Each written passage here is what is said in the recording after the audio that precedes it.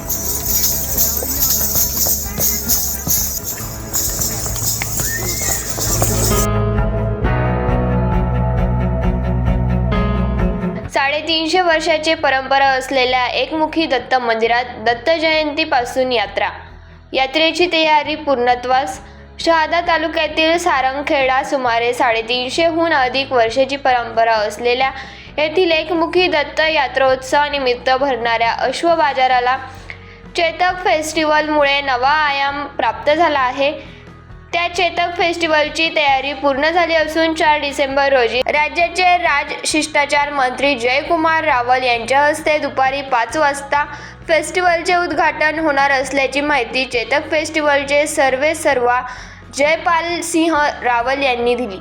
यावेळी दोंडाईच्या नगराध्यक्षा नयन कुंवर रावल, जिल्हाधिकारी डॉक्टर मिताली सेठी, जिल्हा पोलीस अधीक्षक श्रवण दत्त एस, जिल्हा परिषदेचे मुख्य कार्यकारी अधिकारी नयन गोयल, उपविभागीय अधिकारी कृष्णकांत कनवरिया, उपविभागीय पोलीस अधिकारी दत्ता पवार आदींसह मान्यवर उपस्थित राहणार आहेत.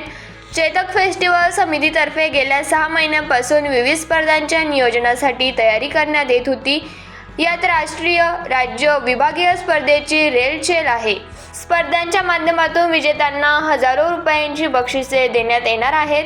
यात देशातील 6 राज्यातील सांस्कृतिक स्पर्धा, समूह नृत्य, चित्रकला स्पर्धा, जिल्हा, तालुका स्तरावरील शैक्षणिक स्पर्धा, महिलांच्या 20 स्पर्धा, अश्वदौंड, रेवाल, मारवाड, काटेवाड, नुकरा जातीच्या सौंदर्य स्पर्धा, अश्व प्रदर्शन, टेंट पेंगिंगचे विविध स्पर्धा, सैनिकी विद्यार्थ्यांच्या अश्व स्पर्धांच्या रूपरेषा आखण्यात आल्या आहेत. स्पर्धा पाहण्यासाठी पर्यटकांनाही उत्सुकता वाढली आहे.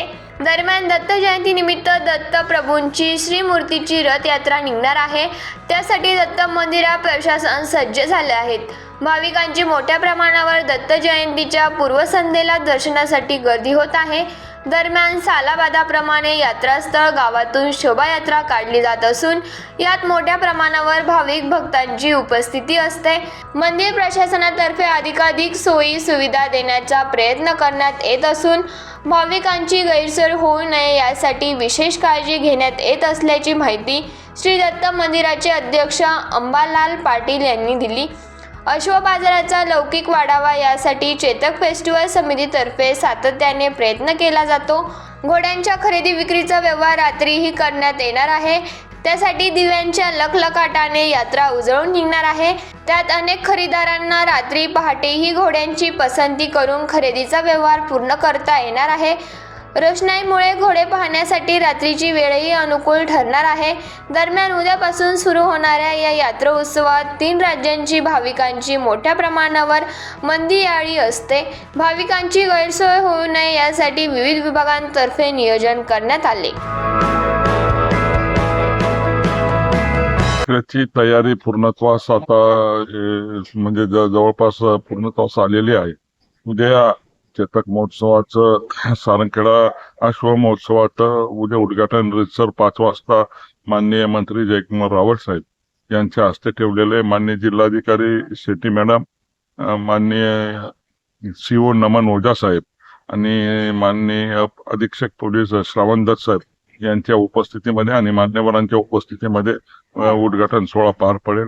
दरवर्षाप्रमाणे हा अश्वांचा सर्वात मोठा भारतातला चेतक फेस्टिवल याची उद्यापासून रितसर दत्त जयंतीला सुरुवात होईल आणि जवळपास इथं आता 2800 अश्व दाखल झालेले असून अजूनही रात्रीच्या याच्यामध्ये अजून 2 म्हणजे 3200 ते 3500 घोडे 3500 पर्यंतचे घोडे इथं दाखल होतील.